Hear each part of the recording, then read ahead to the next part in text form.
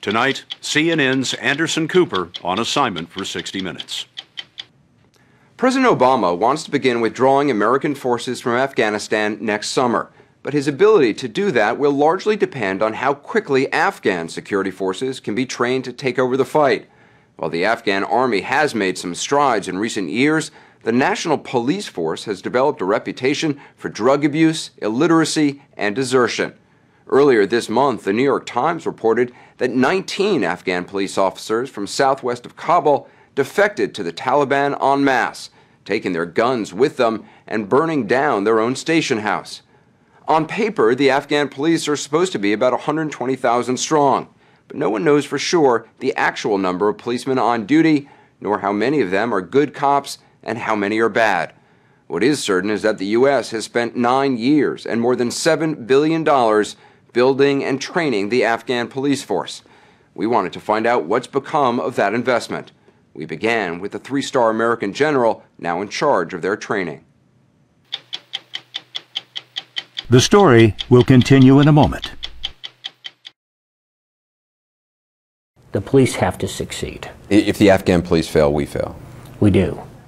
Lieutenant General William Caldwell began overseeing training of the Afghan security forces last November. He's the highest-ranking officer ever assigned to the mission, a sign of how important it is and how badly it's been going. The sooner we can develop an effective police force, the sooner U.S. forces will be able to have less of an active combat role. If we had a better trained Afghan police at this point, that would save American lives. There's no question that'd be true. When General Caldwell took over, he found more than half the Afghan police had not received any formal training whatsoever. Most of them couldn't even read or write. Some estimates say 90% of the police force is illiterate. I would say at least 80% is illiterate. We visited the National Police Academy in Kabul and were shown well-drilled officer candidates marching in unison. But this video tells a different story. It was shot by an American instructor in 2008 at a basic training course in southern Afghanistan.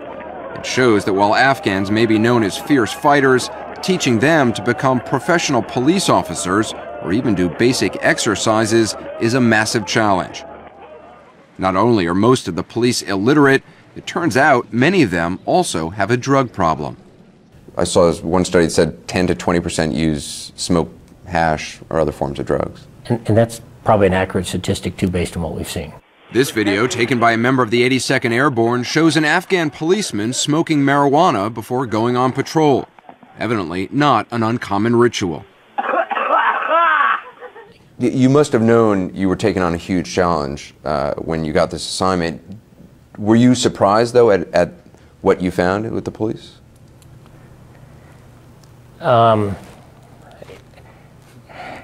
That's a great question. I felt very comfortable coming in and working with the Army piece. I knew the police portion would be a challenge. Fortunately, you're being diplomatic. Yeah, I've got a great team that's working with me that's really helped me work through these challenges of the police. One of Caldwell's biggest challenges is he still doesn't have enough manpower for the mission. 9 nations have sent 500 police trainers, but hundreds more are still needed. These Italian police officers are teaching marksmanship and crowd control. As of now, most Afghan police recruits only get 6 weeks of training. See? Let me show you. In past years, many Afghan police received no follow-up training in the field. The goal today is for American and international forces to regularly supervise them. Why does that guy have your ID? You need to keep it with you. These National Guard troops from the Boston area are with the 101st Field Artillery Regiment. They're spending their year-long tour mentoring Afghan police north of Kabul. Pretty much, if he opened up on all of us right now, he might not hit anybody. To try and keep the Afghans on target and turn them into a professionalized force that can win the support of the country's rural population, the Americans spend up to 4 days in a row living and working with them, keeping a constant lookout for corruption. Well, anytime that you see myself or any of my guys and there's any issues, please stop us and we'll do our best to help with the police. The Army's there to protect the nation. The police are there to protect the people.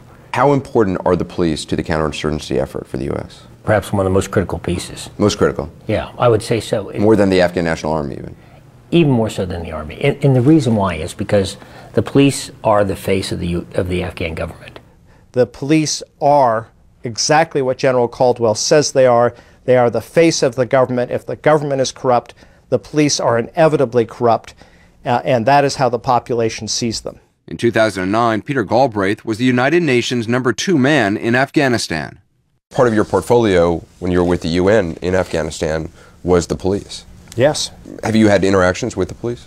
Well, I had one particular incident with the police, actually just near the American embassy. As I passed a roundabout, my bodyguard had to pay off the police in order for us to proceed. So wait, you got hit up by the Afghan National Police in Kabul? Hit up by the Afghan National Police, a stone's throw from the American embassy for a bribe. What does it tell you that the Afghan National Police would try to hit you up for money? If they would do that for someone in my position, just imagine what it was for ordinary Afghans.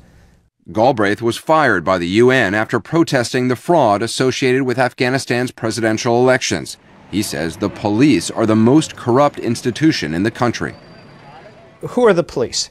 They are illiterate villagers, many of them users of drugs, who come in. They have a 6-week training course.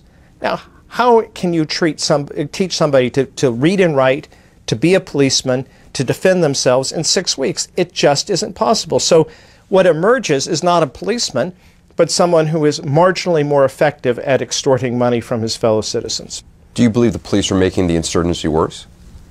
Without a doubt. They certainly made it worse in a place called Marja. When U.S. Marines went on the offensive there last spring, they weren't just trying to root out the Taliban. They were also there to help replace corrupt Afghan police who'd been harassing and extorting local residents. When somebody says there's corruption in the police force, my answer is, okay, first of all, we haven't formally trained them, and then we didn't pay them right. In other words, the amount of money they were getting paid each month was insufficient for them to provide for themselves to live with a family in Afghanistan. So we, in fact, had set the conditions that made that policeman have to look for other ways to make money. I remember being in Kabul in 2002, going out with special forces. Everyone then said, look, this is a key element. This is crucial to helping Afghanistan stand up for itself. Did people just forget about the police? There just hasn't been the focus on the police.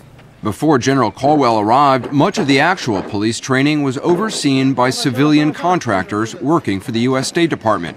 But according to this government audit, there was no measurement of contractor performance, nor was any specific type of training required. Nevertheless, of the $7 billion the U.S. has spent on the police, more than $1 billion went to pay those contractors. Has the money that's been spent training the Afghan police over the last 8 years, has that been wasted? What I would tell you, it has not gotten us to where we need to be today. Since taking command, General Caldwell has reorganized the entire training program. He's replaced nearly 400 private contractors who he says lacked initiative and flexibility, and saved $150 million in the process. This video was given to us by NATO.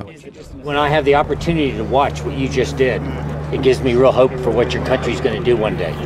There's now a plan to teach tens of thousands of Afghan police how to read at a basic level. Drug testing is mandatory, and to combat corruption, police wages have been doubled. To make sure Afghan officers actually get paid, American military teams monitor their police bureaucracy. Hundreds of people still here in Kabul not getting paid, so someone needs to let him know that. Police working in volatile areas are now paid $240 a month, about 3 times what most Afghans make, but not a lot of money for what may be the most dangerous job in the country.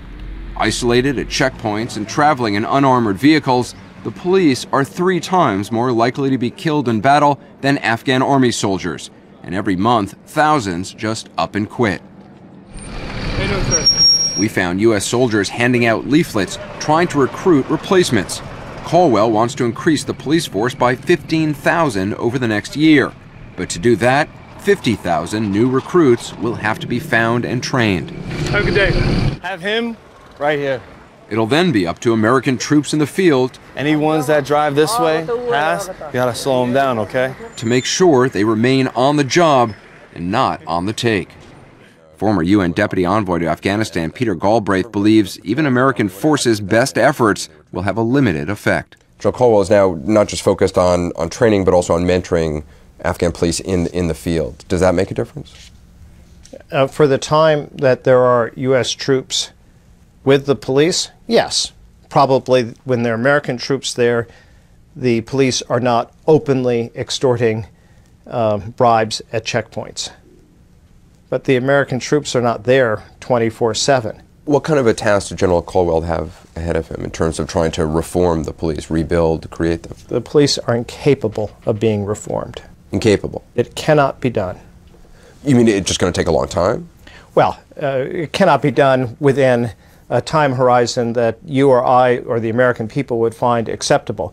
We're talking about something that will take 100 years, generations. Wait, you think it would take 100 years to really equip, train, create an Afghan National Police force? Well, you can equip them, you can provide some training, but you can't make them honest, you can't make them literate, you can't make them committed to the notions of policing that we have in the West.